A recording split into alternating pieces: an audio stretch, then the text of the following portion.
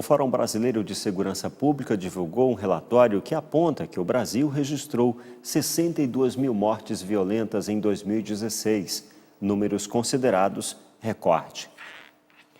São quase 30 mortes por 100 mil habitantes, bem acima do número que a ONU considera como violência endêmica.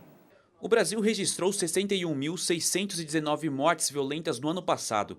O número é um recorde que reflete tanto o aumento da letalidade policial como do assassinato de agentes, especialmente no Rio de Janeiro. Os dados são do relatório da ONG Fórum Brasil de Segurança Pública, considerado o mais extenso do Brasil. De acordo com os dados, houve um aumento da taxa de mortes violentas para 29,9 por 100 mil habitantes em 2016, o que equivale a 7 pessoas mortas por hora, um número bem acima do que a ONU considera como violência endêmica. A violência está aumentando e está se espraiando para o país todo. Antes ela era circunscrita às grandes cidades, hoje ela foi disseminada para todas as demais cidades e para o campo. Ela de alguma forma ela faz parte do cotidiano do país todo e não mais apenas uma região ou apenas uma cidade.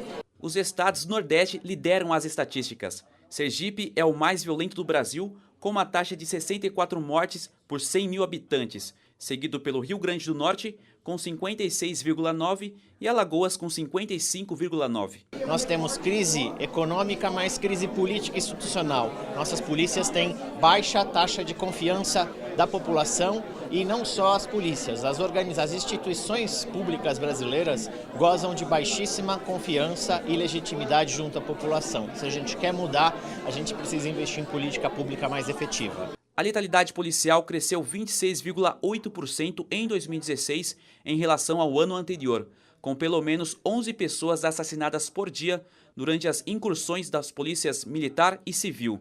Quase um quarto desses números só no Rio de Janeiro.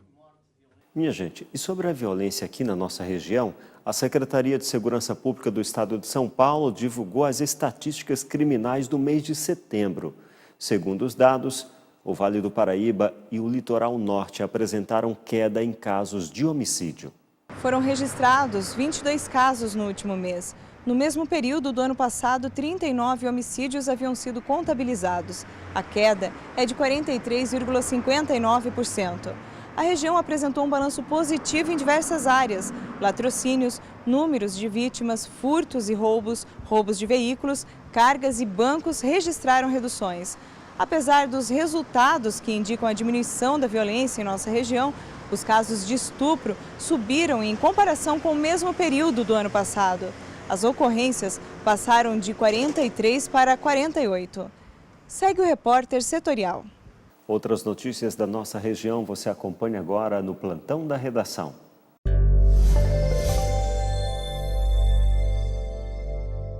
Olá! O trem Intercidades, projeto para interligar o Vale do Paraíba às principais regiões metropolitanas de São Paulo, teve os resultados de viabilidade atualizados no mês passado. Os valores também foram corrigidos pela empresa responsável, a Estação da Luz Participações. Ficará em R$1,5 bilhão mais cara. Campanha em Taubaté intensifica diagnóstico de tuberculose. Entre os dias 6 e 20 de novembro, a campanha será realizada nas unidades básicas de saúde, no Ambulatório Municipal de Infectologia, no Centro de Atenção Psicossocial, Álcool e Drogas, no Abrigo Institucional e também no consultório de rua. Para realizar a coleta, basta dirigir-se a uma dessas unidades citadas e realizar o exame para a detecção da tuberculose. É com você, J. Washington.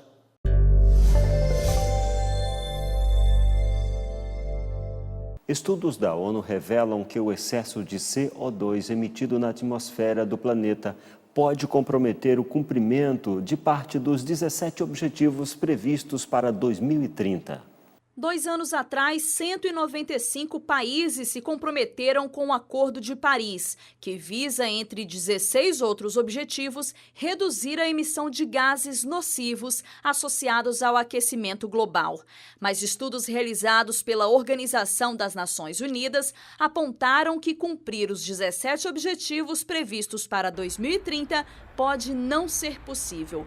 O documento mostrou que, mesmo alcançando as metas até a data, todos os esforços representariam apenas a terça parte necessária para evitar impactos preocupantes no clima. De acordo com a ONU, os governos devem tomar medidas urgentes para conseguir cumprir esses objetivos, principalmente o de evitar o aquecimento de 2 graus Celsius no planeta. A Organização Meteorológica Mundial divulgou estratégias práticas para que municípios e setores privados diminuam a emissão desses gases.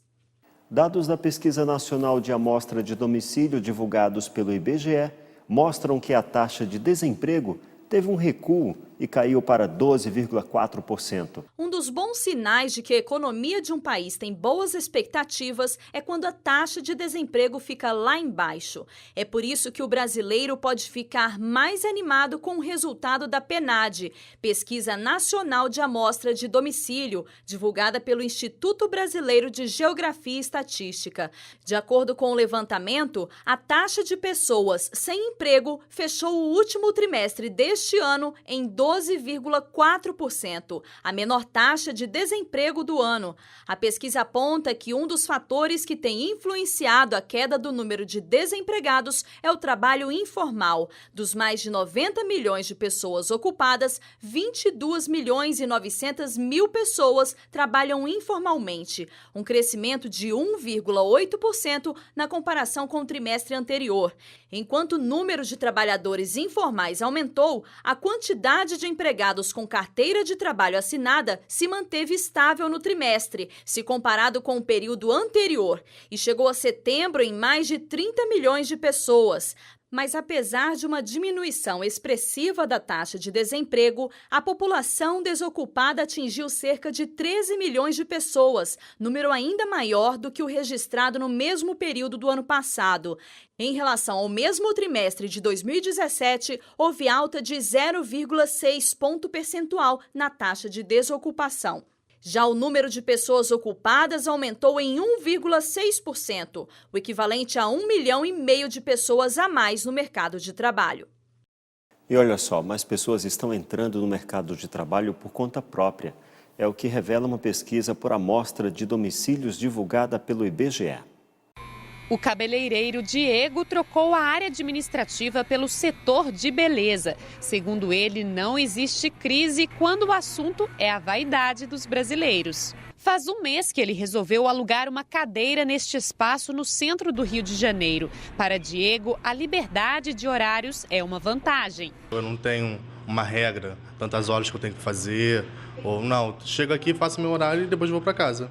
Diego faz parte de um grupo de trabalhadores que vem aumentando no país, os trabalhadores por conta própria. Segundo a Pesquisa Nacional por Amostra de Domicílios Contínua, divulgada pelo IBGE, esse grupo de trabalhadores aumentou no país em 402 mil pessoas, ou seja, 1,8% com relação ao último trimestre pesquisado, e em cerca de 1 milhão de pessoas, 4,8% com relação ao mesmo período de 2016. A pesquisa mostrou que as atividades econômicas relacionadas a alojamento e alimentação foram as que mais receberam trabalhadores. Alday está há 1 ano e meio no Brasil. Filho de pai brasileiro e mãe síria, o comerciante investiu nas receitas de salgados sírios a preços populares para conquistar os cariocas. O negócio é formalizado e está crescendo. Eu tá conseguindo viver bem, para ajudar minha família, por exemplo. O aumento do número de trabalhadores por conta própria impactou na diminuição em mais de 500 mil pessoas da população desocupada, ou seja, que não está trabalhando no momento, mas que está à procura de uma ocupação. Segundo a pesquisa, a taxa de desocupação teve uma redução de 3,9% na comparação entre os últimos trimestres e representa hoje 12,4% da população. É o menor número do ano. A nova pesquisa que saiu da PNAD mostra o aumento da taxa de ocupação e isso indica que, de fato, a economia está reaquecendo, que os brasileiros estão acreditando nesse movimento de retomada econômica e o empreendedorismo é o grande caminho para suportar e para sustentar isso ao longo do tempo. Segundo os pesquisadores, o contingente de empregados com carteira assinada permaneceu estável e aumentou o número de empregados do setor privado sem carteira assinada. É o caso de Rafael Lira, que deixou o emprego de recepcionista em uma academia para trabalhar na bike food de um amigo. Eu gosto de trabalhar na rua, o produto dele é muito bom para se trabalhar e eu tenho tempo para estudar também, entendeu? Segundo o governo federal, mesmo empreendimentos de pequeno porte que contratam até um funcionário podem se legalizar por meio do MEI, o Registro de Microempreendedor Individual. O processo é simples e garante acesso aos benefícios da Previdência e do crédito especial. A grande vantagem em se transformar em MEI, primeiro é que ele passa a ser uma empresa. Ele tem um CNPJ, ele pode emitir nota fiscal, operar como empresa de fato, vender para governo, participar de licitações, vender para uma grande empresa que contrata sempre outros fornecedores formalizados. Então ele tem toda uma possibilidade de aumentar a sua renda. Pontos de Wi-Fi começam a ser instalados em Pindamonhangaba. Fique ligado, o repórter setorial volta já.